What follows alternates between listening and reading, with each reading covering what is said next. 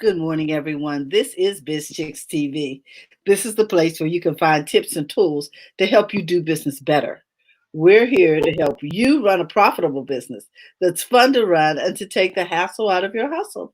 And today is Wednesday, so we're here with Coach Karen all the way from Toronto, Canada, to help us get our minds wrapped around our money so that we can run our businesses better. Coach is here to just help us answer our questions, the little sneaky things that keep us from being able to be successful. Ah, all tied around money. So let's get the conversation started. I want to give a shout out, first of all, to my partner, Miss Francine Gregory, real estate entrepreneur and tech diva. And I'm Terralina from California Cover Ups. We're the Biz Chicks, and we want to welcome you to Conversations with Coach Karen this morning. Hi, Coach. Hi. Hi, guys. Thank Hey. you. Yeah, thank you for pardon. Mhm. Thank you for joining us live, and for those who catches us on the replay, thank you for being here wherever you are joining us from. Hope you're having a fantastic day, fantastic morning. And I usually like to take a step back and look at what we are covered before within the month because we're halfway through this month already. Ooh. It's just flying right by, okay? And Mhm. so I wanted to this month we're really talking a lot about money. And on the third we spoke on being a people pleaser and how that affects us. And then last week we talked about you can start your year anytime you want to start your year and find that date, make sure you started then so that you can look back on your 1 year anniversary and see where you are. It's really putting a marker down and understanding where you are. When they're building houses, they put that marker down way before they dig or do anything. Doing roads, the same thing. So you want to have that stake there so you can look back upon. Because everything we admire and love is because somebody decided at some point, here's where we started. And that's why Mm. we can go back and celebrate anniversaries with people. And that's businesses, marriages, births, all those things is because we had a beginning. So without any further ado, today we'll be talking about money again, and we're going to be looking at it in terms of your salary, your pay, however you're taking money out of your business.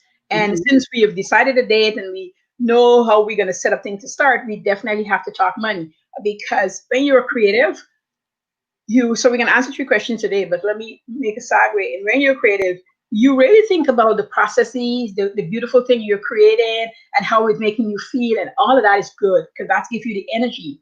But then you put another stake down, and you just stall, and you're like, well, now what? And you tell nobody, and you can stay there for a month, for years, just not making any progress money wise. Now you'll tell yourself that, yeah, I'm making money. Joan bought something for $100. John bought something for $300. But if you were to sit down and take stock, and again, looking at your numbers, you will probably see that there's months go by you made nothing because you didn't set out the path. That's why when you write a business plan, and it's good, no matter how small, it helps you to really think about your numbers. You got to think about your marketing, your sales, your numbers, and the beauty of what you're doing. It's hand in hand. If not, it's not a business. It Mm. has to be hand in hand. All right, so we're going to cover three things today. I'm going to talk about them through, and then I'm going to go back and elaborate on each one of my points today. So, number one is how much you want to make per hour. Now, I don't like hourly pay in business, but for the simplicity of it and allowing people to understand how they make money, I start off with the hourly so that they can get into the project base. And number two, how many days a week you want to work. When you're starting out, you might feel like you need to work 7 days a week, but truly you need to ask yourself how much energy I have to work how many days a week. And you really need to know this. Number three, how many projects you need to do to make this Mm. happen. You need to know how much you need to take on to make this happen. And that's stemming initially from if you want to go full time, your budget that you're living off of right now. Once you understand your dollar, if you are an investment broker, if you are an insurance agent and somebody come to you and you're really good at your job, you can already ask them, how are their budget? How they're spending their money. You want to know that they form good habits before you put them in a policy.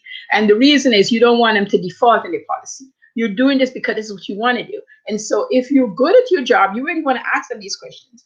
personal financial planner, the good ones ask these questions. The ones who just want to collect your money and just get a paycheck themselves, they don't go into detail with you. And or some people feel they're digging too personal. I had a really good friend. He sold insurance. He was an accountant. He did insurance and what have you. And one of the beauties, I always say, he was such a gorgeous man because he looked after his mom and sisters and stuff because he didn't have any kids and he helped out a lot. But the reason I used to recommend him to people is because he rarely cared what happened to you. He would never come and sell you a policy, not inquiring about you and your family, how you're living, how you're making money, how he can help you make more money before you buy a policy that you can't afford down the road and lose all the money you put in. He said he's seen that happen so many times, and he swear that when he, got his license, he's going to treat people like family. He's going to get in there and he's going to work with you towards your goal. So he would see people that is not buying a policy from him just for the fact of getting them on track to get there. And when John, I met him at work, and when John first started doing this, I said, "How are you getting paid?" He says, "Karen, it's a funny thing. The Lord is providing for me at this end while I'm helping people at this other end, right?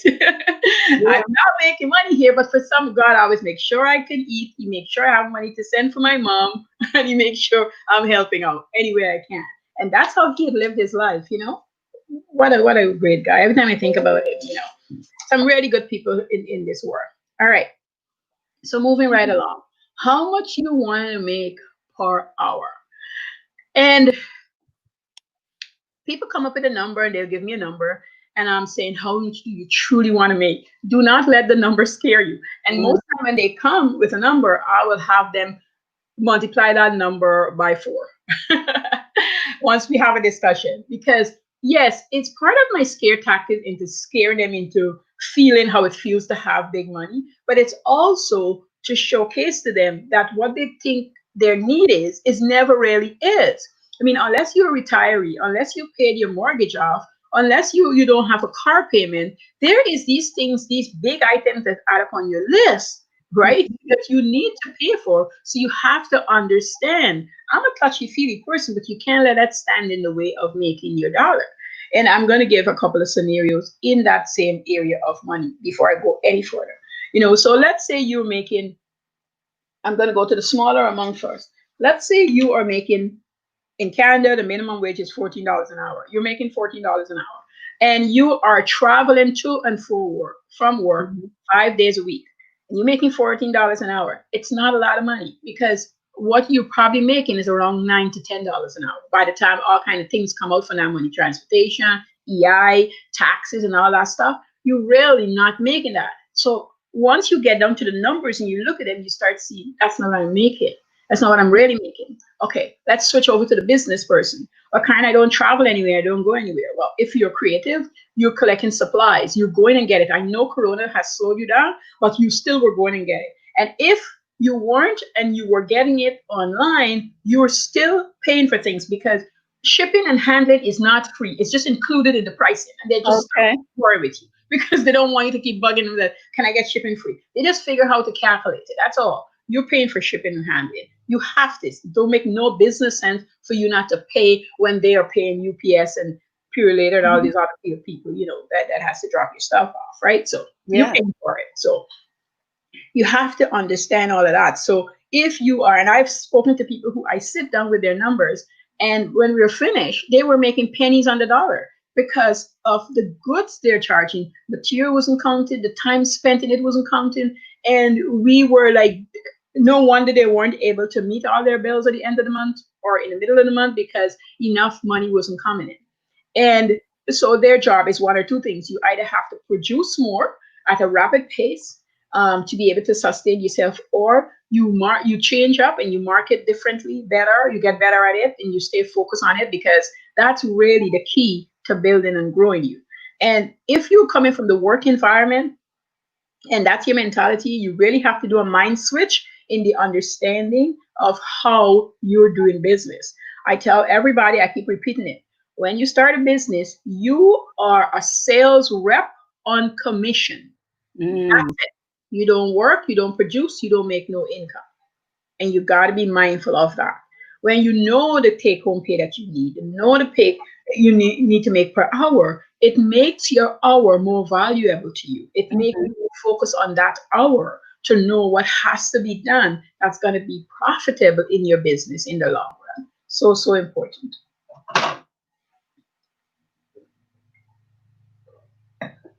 Now, this leads me right into how many days a week you want to work. And yes, when you start a business, you might work 6, 7 days a week. I get it. But that is to build the foundation. Don't spend that time trying to do what you're not supposed to do. Spend that time building in your foundational pieces, because you don't want, you can go back and tweak. Yes, I understand this. Life is flexible, it's not a straight road.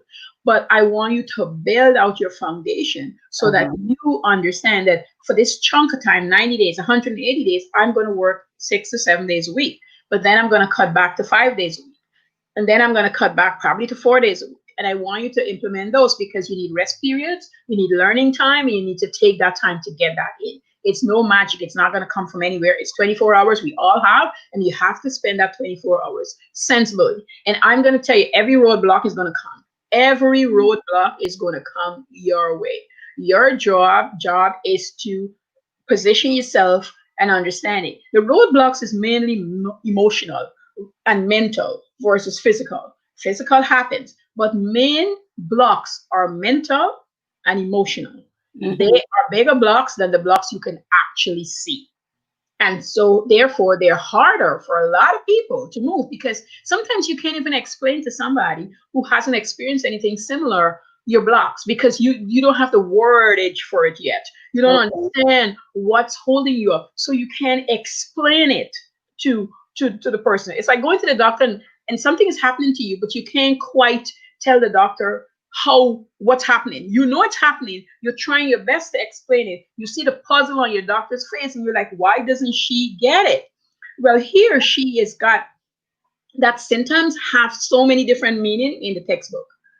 I was so happy when my doctor sit down and explained to me, she's like, Karen, when you come in with a bellyache, it could be there's hundreds of things. Now I have to go in and I'm asking all these questions to decide where do I lump it up. And then once I have it in a certain area, then I now send you for the tests to support that. And if that doesn't show up, then I send you to another pocket, because some things are so deep that I have to send you for so many pockets of tests to find out exactly what's going on. Don't get upset with the doctor. If you got a good doctor, ask your question, he or she, and you should be really just figuring out what's causing the problem. Yeah, that's medical, but that's the same goes for what happened money-wise and mentally. You know, I don't think we do that. I don't think we diagnose our money situation. And why do you think that is?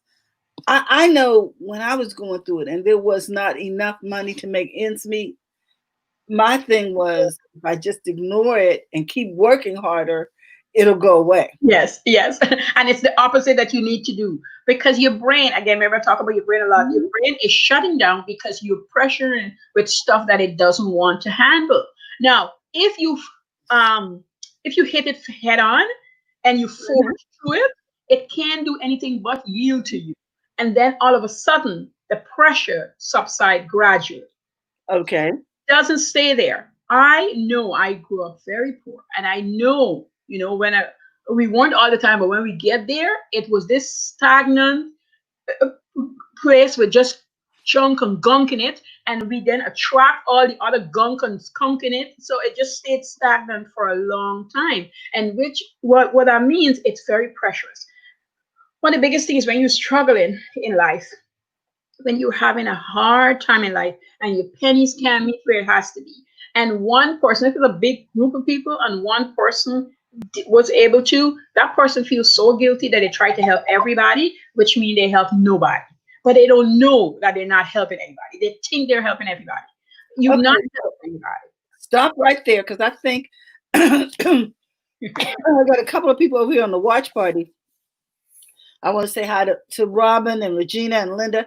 Hi, guys. Everybody else who's joining, and those of you who've joined us over here on the platforms, Facebook and Periscope and YouTube. But I want to say right there that you made such a brilliant point that once we do have something coming in, because we're not used to having money, we give it away.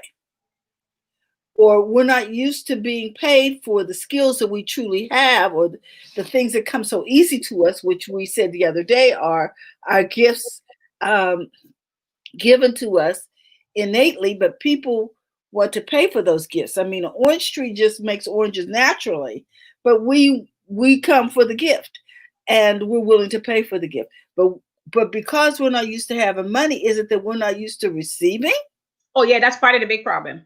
I've got a whole segment on receiver and giver. Like that is a big, big problem. We will give away. We would give away, but to get it is to showcase that we are in need and somebody's got to look after us, especially when our ego and pride is starting to show up big time. We need to kick those girls to the corner because we need to really stand up and say, yes, yes, I can receive, I can have.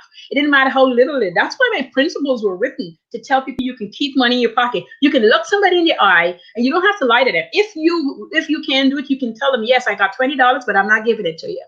You can look them in the eye and say that I have to keep it. And if you want to explain, you can explain why. I have to keep the $20 for me because by keeping the $20 for me, I'll be able to give you 40. If I give you the 20, I wouldn't have any. And therefore, because I have none, I wouldn't attract anymore. So then I can't give you the 40. Now they might not understand right away. But if this person is close and you really want to keep them close and help them through it, you're going to work on helping them understand why you can't give them that last $20. And I mean, seriously. Seriously. Yep, seriously. You can't give them. You can give it to them. You gotta hold on to it. You can't look after anybody if you are not being looked after. So if you get paid, and I had a little client of mine and I told her, I said, when you get paid, you go and you talk to your mom because she's living home with her mom. And I met her mom too. And she even brought her mom to me because she says, Karen, you got to talk to her. I said, yes, she's going to give you $100 a month and not another penny. If she made $1,000, she's not giving you more than $100 a month. She can't give you because if she does, she can rise. And if you take it, you wouldn't rise. And, we had to have the discussion back and forth with a young person, wanting to get to college and that sort of thing. And if because I didn't want her to take money to go to college, I wanted her to work and save the money for college because of their situation. I knew it would be a burden if they're taking the money. Okay. And I wanted her to really, and I had to involve the mom because I wanted her to see this $100 that she's getting is going to better her and the child. Versus if the child gave her $200 to $300 a month, the child wouldn't move forward. And even though she think it would better their situation, it wouldn't have because she would get more relaxed and more comfortable because there's an extra $300 coming in versus seeing it as an extra money, to do other things. Or the other thing is you end up giving it back because the child needed it anyway to get back and forth to school. Either way, it was not a win-win situation. Anyway, thank God they were really good clients. They end up sorting things out. And, that was a beautiful ending of that story. But you have to, so back to number 2, you have to decide how many days you're going to work. And then you have to only work on those days. You got to stick to it once you did the foundational stuff. Now, the only reason you want to go back to 7 days a week is because you're starting to muddy the waters. You're starting to not be productive in the hour that you give yourself. You start wandering off in your mind and your emotions are taking over. And this happens when a family member is sick.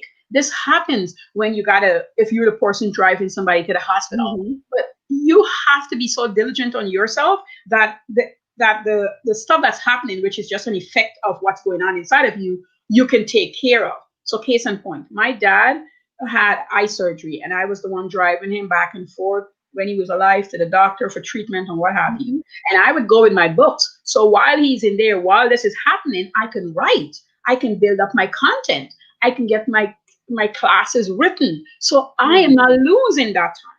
I set it up. I said, let's make all the appointment in this time frame so I can get the computer work done at my desk because I don't want to be distracted. And then the written part while I'm doing him. Sometimes I used to need the whole afternoon. And I was finding myself complaining about it and saying, this is taken away from me. And then I said, Karen, it's only taken away if you give it away. So if you didn't give it up, it's not taken. It can be taken. And that really helped.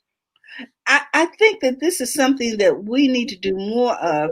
I know that when my children had to be driven to sports events and things or to practice, what I started doing was I started walking while they were in practice, because I realized that my health was important too. Right. Yes. And so we find ways to use that time that we are investing in others to benefit ourselves also. Yes. I agree. Totally agree. Totally agree. Yeah, because because what it helps us to do is not complain. What I find is when you complain about one thing, you attract another, and then another, and then another. Then there's these four things that you're complaining about, and it just grows. And now you're in the complaining cycle, but you're not doing because you're busy complaining, so you're not getting things done, and you just waste a So lot of misery loves company, huh? love company. That's So, yes.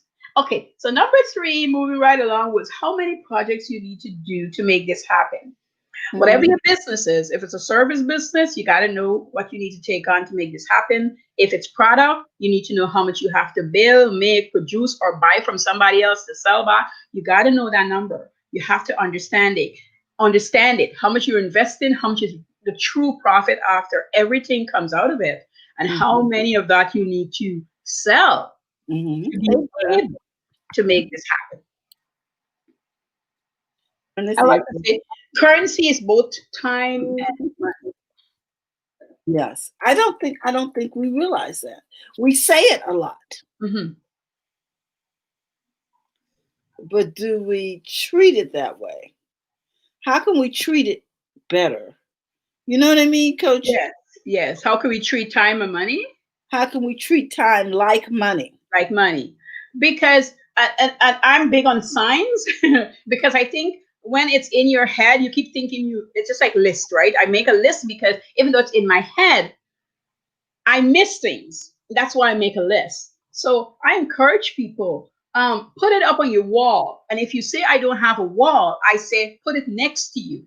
Put it Mm, wherever it has to go to remind you. So if you know, so this is the second example I'm going to go with. If you know that you need to make $60 an hour and you waste an hour, I want you to write to yourself, I just missed my $60.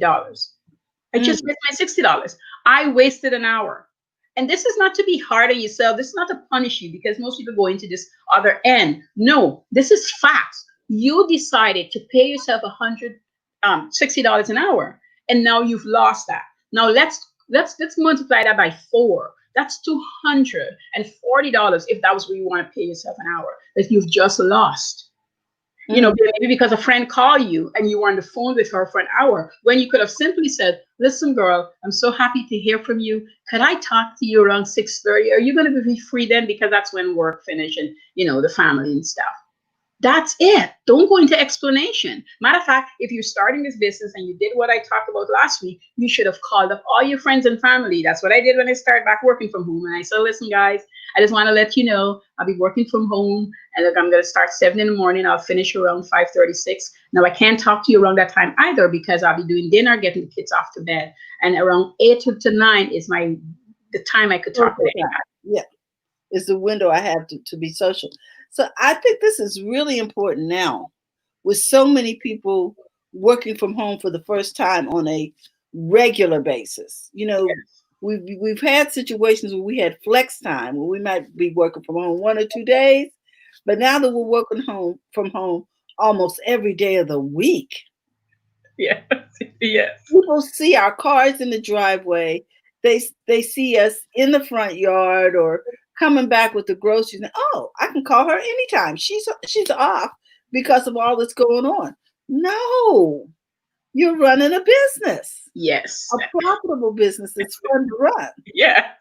And you gotta let them know. If they call you, you engage in conversation, then you have allowed it. You have to tell them. And I would ask, I said, is it an emergency? Mm, And if they say yes, I said, okay, I got 50 minutes because here's the thing, and I'm not cold. If somebody died, I can't do anything. mhm. If you're sick, you got to go to the doctor. I can't look after you. There are If certain things that we can't fix. I can't fix. Now, if it's for a remedy or something because they know, and people from my country know I know a lot of things, then that's an easy fix. And that's not going to take me the time. And I will say it, my friends, I'm lucky, is very much aware of how I work. So Mhm. yeah, people don't be calling me in the middle of the day. I don't get phone calls during the day. But you've been working from home for years, so Yes. people know what your schedule is, and they Yes. know when they have access. Yes. Uh, yeah, and sometimes it just takes time to train people Yes. and to It will take time. know yourself not Yes. to pick up the phone. Now, Yes. I know you said, for instance, you can't help people if they have certain things that are just, outside of your scope. And I think that that is really important because even when you call the hospital, when I call my healthcare provider, the first thing they say is, if this is an emergency and you're having trouble doing this, or this, hang up and call 911. They Yes. aren't even trying to talk to you. Yes. This is a serious emergency and you need to send it to the right place. Exactly. So we don't have to feel guilty about not having a lengthy conversation about something where it should be redirected to a professional Exactly. in Exactly. that area. Yeah, Mhm. because that guilt just eat away at you. And yeah, and if you keep it and people feed on it, then you will be resentful toward yourself. And you will say this business doesn't work. I don't have enough time. Everybody wants my time, but you have given it to them. You have allowed them to, to take it. Like you have Circumvent the plan. yeah, you have allowed them. You can't go feeling guilty about it. You have to stand up for yourself. You have to speak up.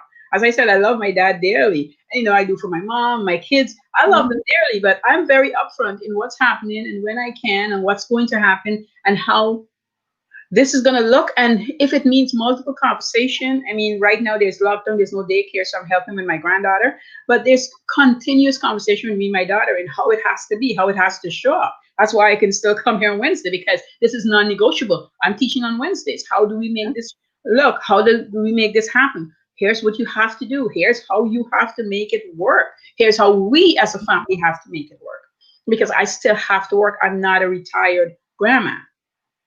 Yes, and I've had broadcasts where I've had my granddaughter on my lap. You know, 'cause But then she's so young too, so she wanted to see. She's all up in the camera, and I'm like, guys, this is live. This is yeah. live. You do what you can, you do what you have to do, but you can't make it push it away, because later down the road, and this is the other saddest part. I was telling my kid on the other day, I said, this is the part. If you're in a job and you don't like where you're going, this is not your career, you need to hurry up and figure out what is, or try other things to get you there. Mhm. Because when you don't plan early in life, when you don't start off early in life, time really is money. The money you need to invest when you're in your 20s kind of double in your 30s and again in your 40s. By the time you're 50, you got to put away so much money to be able to retire comfortably, Mhm. at best. So you want to start as early as possible, and giving yourself a salary, a dividend, understanding how you make money in your business, allow you to invest, put away, plan for the future. You're not scrambling all the time. Mhm. This is my budget. I got to spend 2,000, 5,000 a month to live how I live. Fine.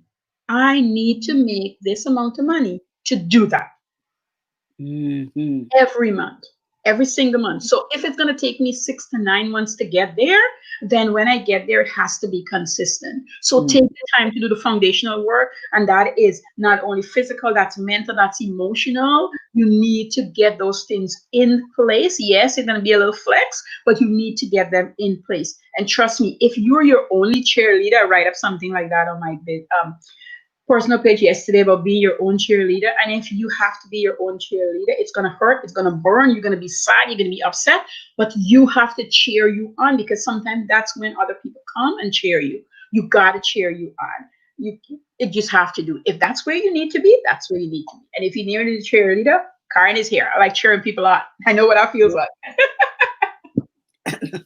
That's a bitch chicks thing. we have a cheerleader and a coach. I am There the you go. cheerleader, but she is the coach. She's gonna make you drop and give her 20. She is not having it. And I'm like, but we need to. And I think that makes a good partnership. So we're going to summarize, right? Okay, so the first point is how much money you want to make per hour. okay. So And then number 2 is how many days a week you want to work. Okay, so we talked about people today. Let me show this. How much do you want to make per hour? Mm-hmm. And you figure that out based on what you got to put in, right? Yes, yes. And then the other point was decide how many days you're going to work. Yes.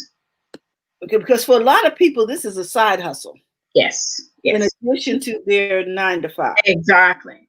Exactly. So, and I caution people. I said, I know it might sound a lot, but it's better off to work 2 or 3 days a week and keep your days off still for your days off. Because there's no point working 7 days a week. The body was not made for it. And it just breaks down mentally, emotionally, physically. You're tired. You're sick for no reason. You don't know the reason, but you're just tired. Sometimes you're feeling bad because you're just tired. But you need a day off. I agree because I can feel it when I work straight through. Me too. Because there may be a special event or something that I have to produce, and I'm just like, oh my gosh, I am exhausted, and I can't figure out why. I'm trying to take a nap in the middle of the day because I'm not a person who takes a nap, and I realized, oh, you worked all this extra time.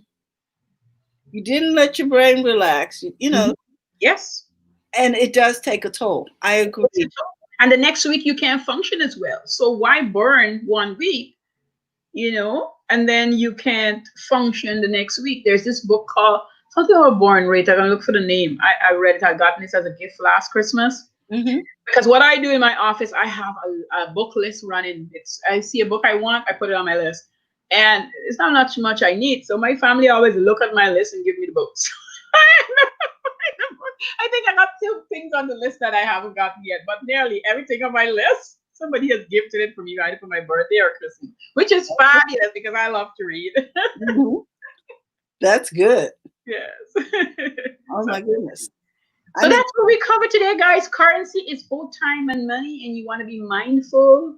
You don't want to be rushing. You want to take your time and get there, and don't look to your left, to your right. Don't look at the people who tell you where they are, because you don't know them. You don't know if they're truly there, and also you don't know the time it took to get them there. People just lie. Well, I don't think a lot of them lie. I think a lot of times they just forget. Probably they forget, or it's just a better answer. Yeah, so like when you've been through a hard time, you tend to romanticize that thing once you're on the other side. Yeah. But it was not cute. You're right, Terry. It was not cute. I look back at some old pictures the other day, and when I was purging, I was like, those were hard days. Those were hard days. There's no cuddle in the struggle, I'm telling you. It's not cute.